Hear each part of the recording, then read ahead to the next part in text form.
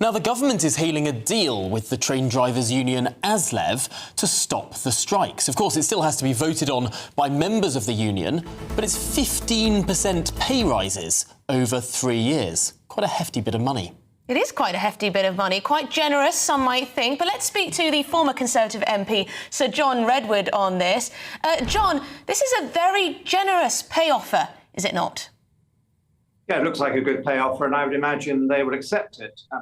I have no problems with people earning good money, but I think what I do have a problem with is this deal when there are no productivity improvements, because this has got to be paid for. And the reason there have been strikes was the previous government and the previous management of the railways were saying there are improved working practices and improved flexibilities so that we can run decent weekend services that we need in return for decent increase in your pay. And those have all been swept off the table by the Labour government, who have shown that the railway is effectively nationalised already, and they and their officials have supervised a no productivity increase deal on a pretty generous basis. And so the railway isn't going to solve its underlying problems. And my question to Secretary of State, anybody's sensible question to Secretary of State today, is who is going to pay this massive increase in pay for drivers without any productivity gains to offset? Is it going to be taxpayers with more subsidy, or is it going to be passengers with higher fares? I presume it's going to be both. Well, we're now joined by the Conservative Party leadership candidate, Tom Tugendhat. And Tom, we've got to start on this question of the railways, because this is a pretty large pay offer. Is it, in your view, the right thing or the wrong thing? Look, I think this is, again, the Labour Party feeding the union paymasters that they've always obeyed. And I'm afraid what this isn't focused on is the real need for massive investment that we need to make a commitment to in order to make sure that people, the travelling public, those people who are actually delivering the jobs and the opportunities that the British people need to survive and to deliver the greater future that we have, that they actually have the full opportunity to enjoy the services that we need. Now, that's where the challenge comes. Now, whenever we've done pay rises as Conservatives, we've always asked for productivity benefits. We've always asked for transformations in working environments to make sure that we're getting more bang, as it were, for your buck, so that people's money, after all, it's not government money, it's your money, actually goes further. But they kept saying no, didn't they? They kept saying no and then continuing to threaten strike. But the right thing to do is to be careful, Emily. You know that. It's to be careful with public money. You don't need me to tell you this. You advocate it. Both of you advocate it all the time. It's not my money. It's not our money as a government or our money as elected officials. It's your money. It's the British people's money. And it's being spent on Labour's union paymasters for them to settle their internal disputes. American pop superstar, Tom, Taylor Swift, will perform in London tonight. This comes after 3 of her planned concerts in Vienna had to be cancelled last week because police unearthed plans for a suspected terror attack. Well, the sold-out show will see 90,000 fans making their way to Wembley. So if you see lots of people wearing cowboy boots and what's known as friendship bracelets in the capital today, that'll be why. Yes, but the question remains, are Swifties going to be kept safe? Should we find out more from GB News reporter and avid Swiftie, or so I hear, Adam Cherry. Adam, what have you found out for us? Yeah, that's right. Avid Swiftie indeed, Emily. Look, there's lots of people here already. It's a great atmosphere. Obviously, there are elevated security concerns because of those cancelled gigs in Vienna. So traditionally, during this tour, lots of fans who don't have tickets gather outside the venue and sing along throughout the evening. You can't do that tonight. Then security won't allow anyone to congregate outside. It's ticketed fans only. It's one small bag per concert attendee, and everything is going to be searched.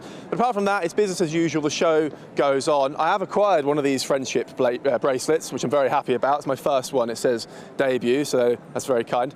I've been speaking to people all morning, and frankly, everyone is just looking forward to a good show. I don't think the unfortunate events in Vienna are overshadowing tonight at all, to be honest.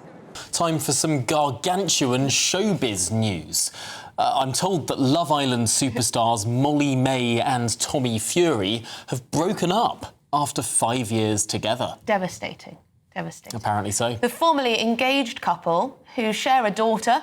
They rose to fame after finishing as runners-up in the 5th season of the hit reality TV show, but they've gone on to make a huge amounts of money, and they seem to have quite a rather lovely life. There's the engagement photo, black and white, all beautiful. Anyway, let's find out more from showbiz journalist Julie Ann Traynor.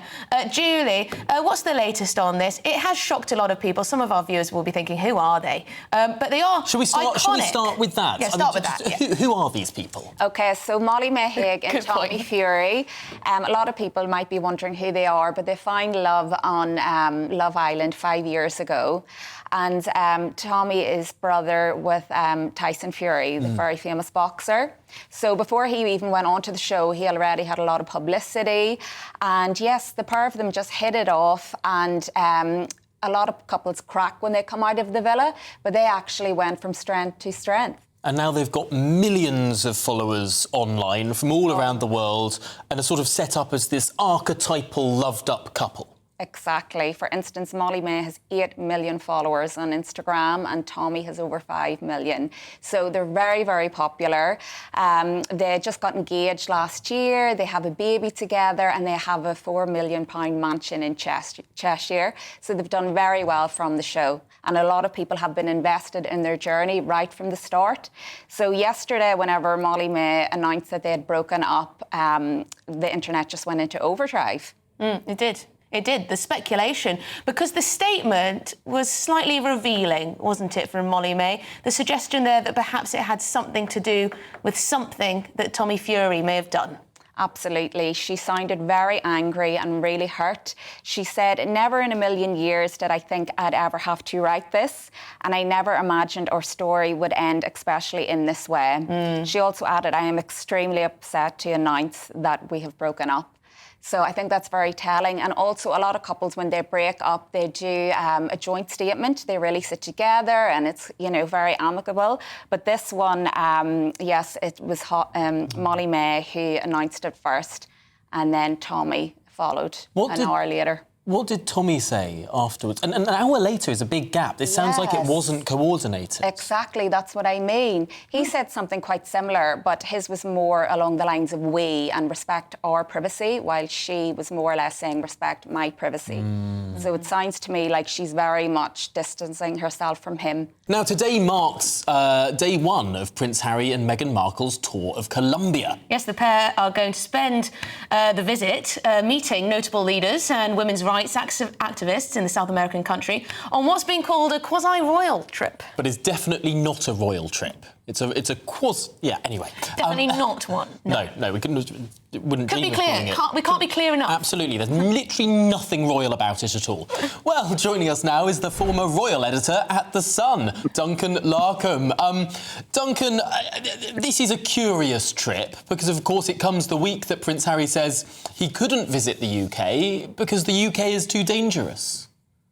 Oh, well, absolutely. I mean, this trip raises so many questions. It's hard to fit them all in. I mean, he says he can't come to Great Britain with Meghan because it's too dangerous without his royal security, and yet he goes to a country that I think I'm right in saying the Foreign and Commonwealth Office warned British subjects not to go there. Oh, well, there you go.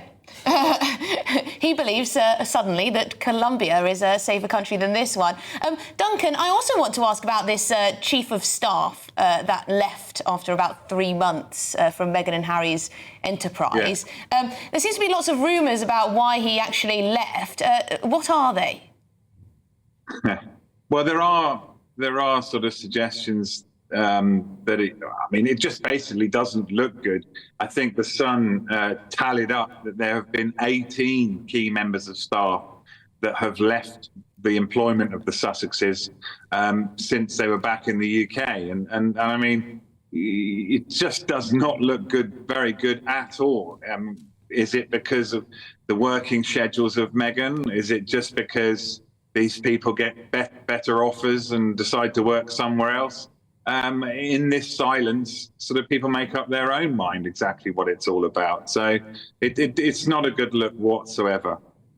Now, it is very curious that this was an invitation of Colombia. I don't think Colombia often invites Hollywood celebrities to come and visit the country and roll out the red carpet for, which is why it sort of seems like they are treating these non-royals as senior royals.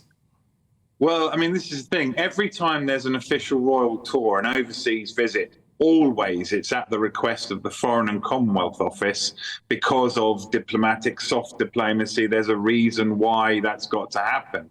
Harry and Meghan have effectively just decided to accept invitations. They went to Nigeria earlier this year. Again, that had nothing to do with the Foreign and Commonwealth Office. It had nothing to do with their status as royals, other than they were able to be persuaded to go. And I think the question that everyone's asking is, why on earth are they there? And some breaking news to bring you. David Taylor, who is 62, has been charged with the attempted murder of a Greater Manchester police officer who was stabbed in the chest inside the high-security Frankland prison last month. That's according to Durham Police. The officer suffered critical injuries and was taken to hospital by ambulance.